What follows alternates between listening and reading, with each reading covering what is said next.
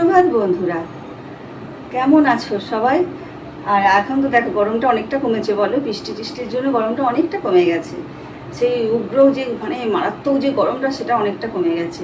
কদিন ধরে বেশ টুকটাক বৃষ্টি ভালোই হচ্ছে এখানেতে, আমাদের এই সাইডে তো ভালোই হচ্ছে। আর তোমাদের ওখানে কীরকম বৃষ্টি হচ্ছে জানিও অবশ্যই কমেন্টে।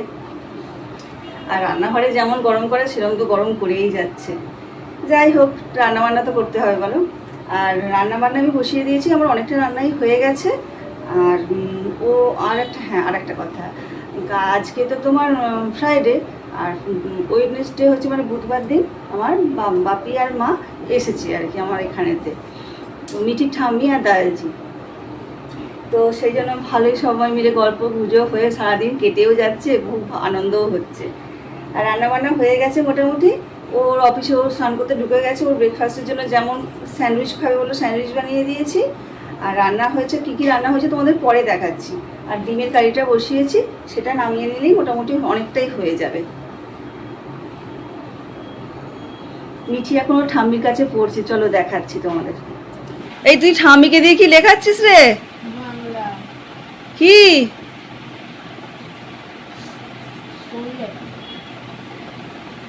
মা কি করছেন?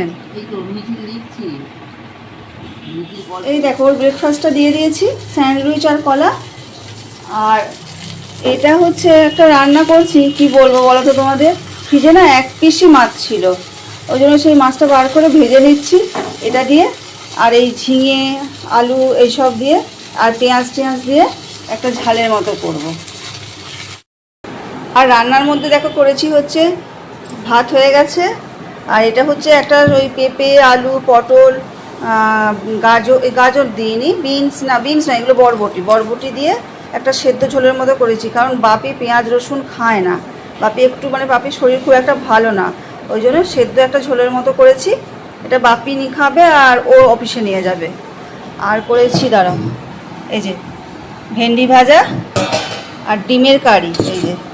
এই ডিমের কারি আবার দেখো 3টে করেছি, কারণ ডিম ফ্রিজে 3টেই ছিল, এখন উপস্থিত 3টে করেছি। আবার নিচে থেকে ডিম এনে আবার 2টো করে নেবো, মায়ের আর আমার।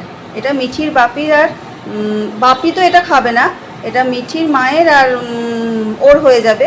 আর বাপির আর আমার এনে একটা ওই পেঁয়াজ ছাড়া বাপির আর আমার করে নেবো একটা। আর এই রান্নাটা যেটা করছি, দাঁড়াও, এটা কেউই খাবে না, আমাতে মায়েতে খাবো। চলো আজকে তাহলে তোমাদের সাথে এই রেসিপিটা একটু শেয়ার করে নিই। আর অনেক দিন তো তোমাদের সঙ্গে কোনো রেসিপি শেয়ারও করা হয়নি, আর তোমাদেরও অনেকটা হেল্প হবে। ধরো তোমাদের বাড়িতে এরকম এক পিস মাছ রইলো, কি করবে খুঁজে পাবে না। তখন আমার এই রেসিপিটা তোমরা অবশ্যই একবার ট্রাই করো, ভালো লাগে গরম ভাতের সাথে খেতে, জানো তো। দেখো কড়াতে তেলটা, মাছটা তো আগে ভেজে তুলে নিলাম, এক পিস মাছই ছিল। আর পেঁয়াজ কুচিয়ে রেখেছিলাম, সেটা কড়ায় দিয়ে দিলাম। দিয়ে এবার ভাজতে হবে, পেঁয়াজটা একটু হালকা করে ভেজে নিতে হবে। পেঁয়াজটা ভাজা হতে থাক, এবার আমি ওর লাঞ্চ বক্সটা গুছিয়ে দিই। চলো, লাঞ্চটা দেখো রেডি করে দিয়েছি। এটা হলো ডিমের কারি, ওর অফিসের যে লাঞ্চটা আর কি। এটা হচ্ছে সেদ্ধ ঝোলটা, আর এটাই ভাত আছে। আর এটা তো অল্প করে ভাত দিয়েছি। আর এই ভেন্ডি ভাজাটা এর ওপরে দিয়ে দেবো। আর এই যে তোমার ড্রাই ফ্রুট মা ছাড়িয়ে দিয়েছে। লাঞ্চটাও তো ওদিকে গোছানো হয়ে গেছে, ওকে দিয়ে দিয়েছি। আর এদিকে দেখো পেঁয়াজটাও ভাজা হয়ে গেছে। এবার যে আলু আর ঝিঙেটা কেটে রেখেছিলাম সেটা দিয়ে দিলাম, দিয়ে একটু ভেজে নিতে হবে।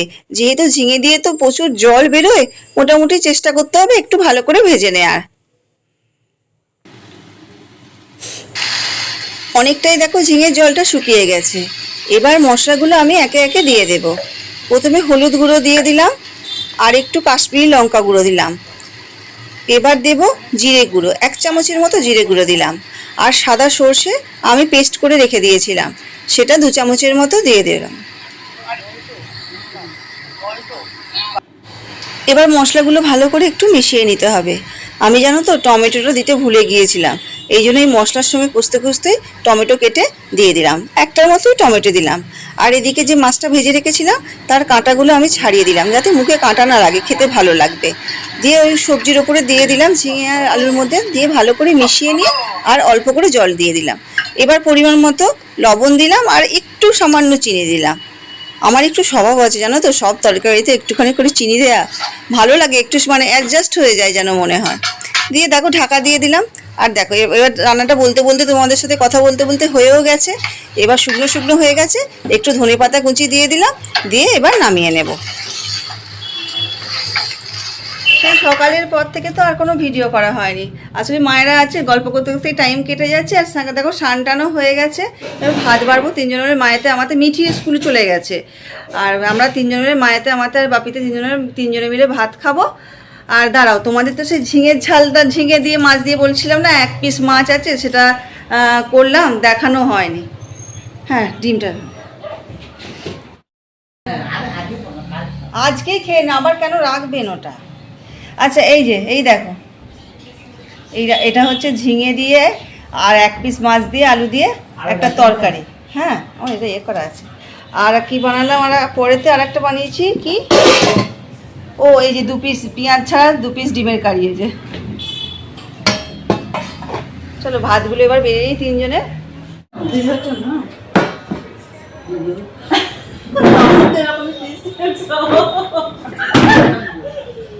ভালো খেতে। কাটা আম কোথায় আছে? কাটা আম ফ্রিজে আছে, তো খায়। আমার ভাতটাই আগে। হ্যাঁ,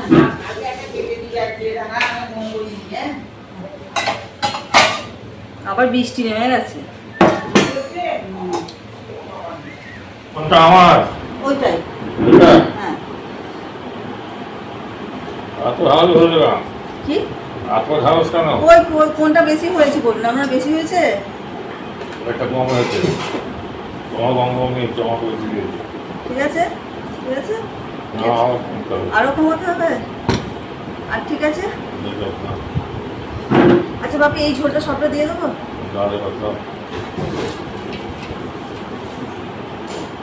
না খেলে তো আপনার মাকে তুলে দেবেন। হ্যাঁ হ্যাঁ, হ্যাঁ রসগোল্লা দেবো, দই বাটি এনেছি।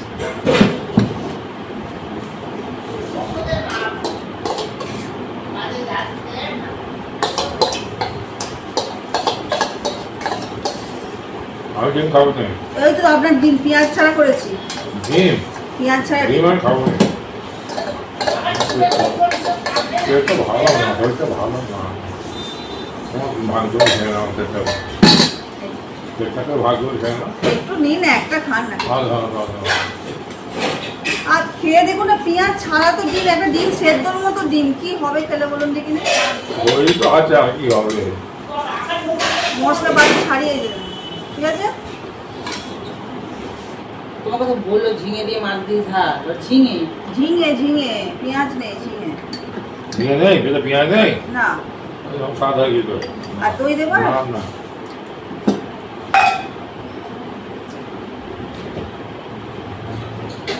রসগোল্লা দেবো তো বাপি? দাঁতে হাঁড়ি কই? মাথাটা আনতে হবে মা। ভাত অনেক কিছু ভরে হয়ে যায় না।